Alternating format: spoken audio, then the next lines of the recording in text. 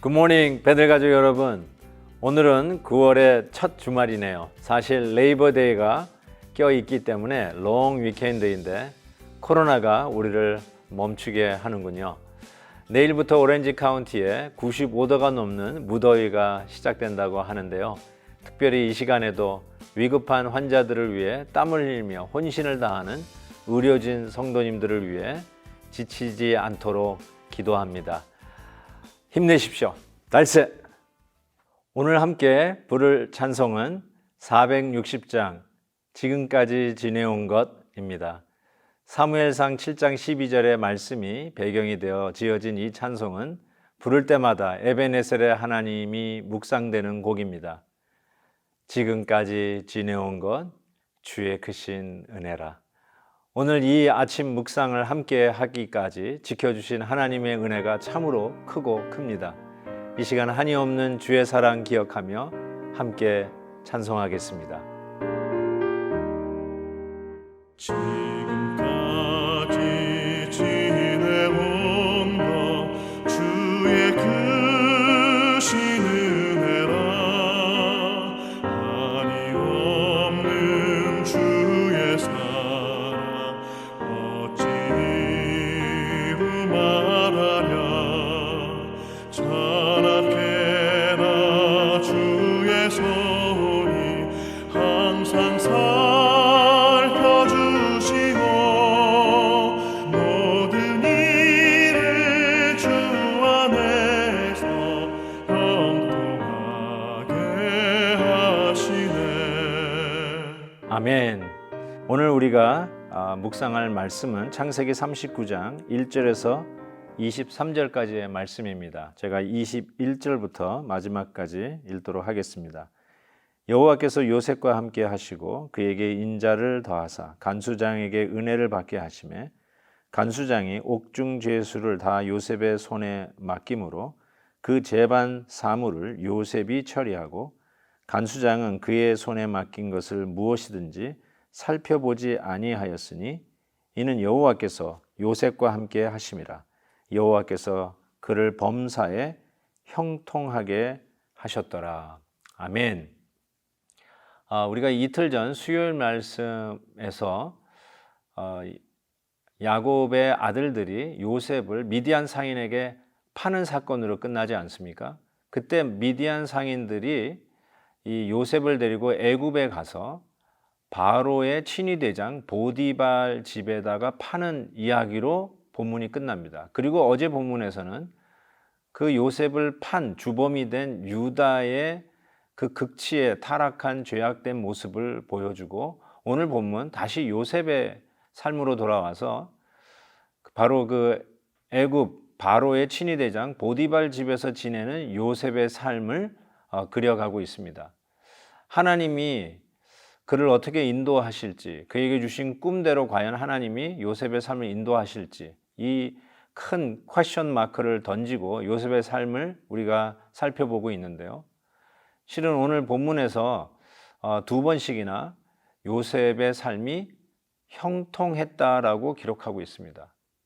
실은 오해를 받고 또 형들에게 이렇게 노예로 또 팔림을 당하고 그리고 지금은 노예의 삶을 살고 있다가 또 이 보디발 장군 집에서 열심히 일하다가 보디발 장군의 아내의 음모 때문에 또 감옥에도 가게 되는데 오늘 본문 말씀은 그의 삶이 형통했다라고 이야기합니다.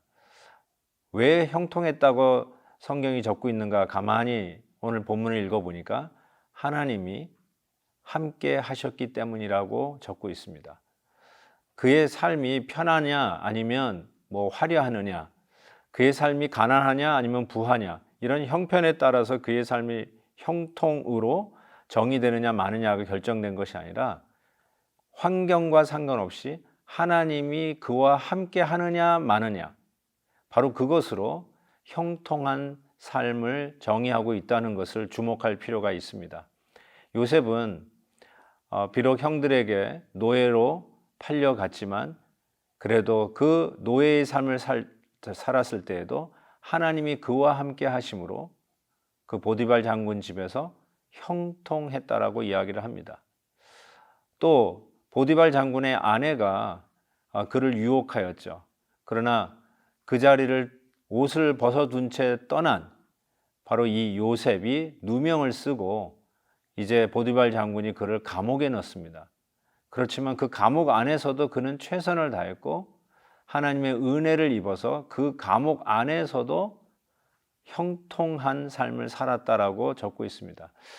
이것이 우리가 한번 깊이 생각해 보아야 할 메시지라고 생각합니다. 우리가 생각하는 형통과 오늘 본문이 정의하는 형통의 차이점은 없는지요? 그 간극을 오늘 말씀을 묵상하면서 좀 줄일 수 있는 그런 기회가 되었으면 좋겠습니다. 하나님과 함께 하셨다라고 하는 것이 형통이라고 오늘 본문이 정의하는데 저는 이 요셉의 삶의 형통함을 본문이 두 가지 혹은 세 가지로 이야기한다라고 생각합니다. 첫 번째로는 그가 보디발 장군의 집에 노예로 팔렸지만 보디발 장군의 신임을 얻었습니다.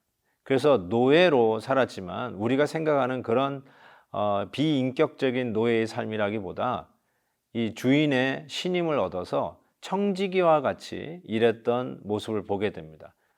그런 의미에서 요셉의 삶은 노예로 팔려갔지만 주인의 신임을 얻은 형통한 삶을 살게 되었다는 것이죠.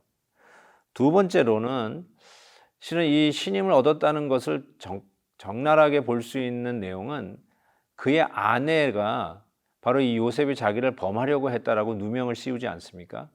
만약에 그렇다면 노예가 주인의 아내를 건드렸다? 그건 당장 죽음이죠.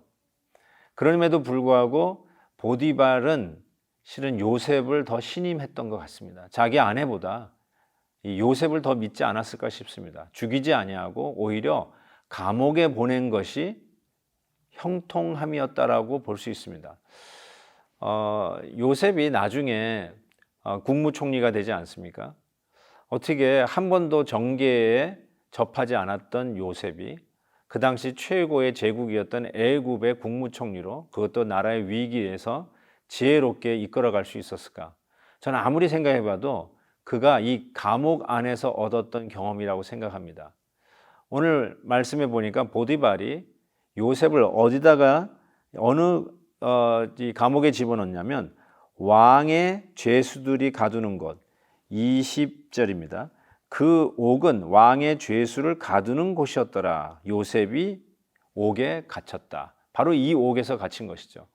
그런데 또 한 가지 형통함을 볼 수 있는 것은 이 감옥을 관할하는 간수장에게 은혜를 입어서 이 감옥의 모든 일들을 관리하는 일을 이 요셉이 책임졌고 간수장은 요셉에게 맡긴 일은 다시 돌아보지 필요가 없을 정도로 확실하게 일을 돌보는 것을 신임했다라고 얘기하고 있습니다.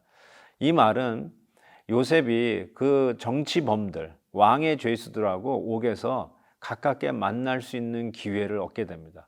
그리고 그들과 함께 대화하면서 정치의 세계를 맛보았을 것이고 정치가 어떻게 돌아가는지도 이미 이 감옥 안에서 저는 익혔을 거라고 저는 생각합니다. 당시 최고의 엘리트들, 정치를 쥐락펴락했던 자들이 바로 이 감옥 안에 다 모여 있었던 것이죠. 그들과 대화를 나누면서 요셉은 한 나라가 어떻게 돌아가는 것이며 그리고 앞으로 국무총리가 되었을 때 그 나라를 경영하는 그 비결 또한 배웠다라고 저는 생각합니다. 이것이 하나님께서 실은 고난을 받고 있고 누명 쓰고 있고 감옥 안에 들어가 있었지만 바로 차이니스 카페처럼 엉망인 삶 같지만 그 뒷면에는 아름다운 하나님의 계획을 그려가고 있었다라고 생각합니다. 이것이 바로 형통의 정의였습니다. 사랑하는 성도 여러분, 여러분의 삶이 지금 뒤죽박죽 되어 있다라고 생각하십니까? 왜 우리는 이렇게 고난을 받고 어려운 일에 내가 기대하지도 않고 그것도 내 잘못이 아닌 다른 사람 때문에 내가 이 가운데 처해 있다고 생각하시는 분 계십니까? 오늘 요셉은 그 가운데서도 최선을 다했고 하나님의 은혜를 입어서 형통했다라고 고백하고 있습니다. 저는 오늘도 여러분의 삶 속에 이 형통함이 있기를 간절히 기도합니다.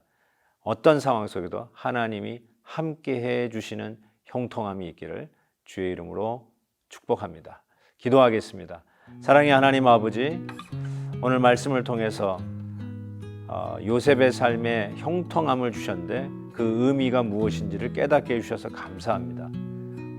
죄수로 팔려가든지 또한 누명을 쓰고 옥에 갇혔든지 그는 하나님과 함께함으로 형통했다라고 했던 것처럼 하나님, 저희들의 삶도 환경과 상관없이, 아니 환경을 초월한 하나님과 동행하는 형통함으로 인도해 주시기를 간절히 기도합니다.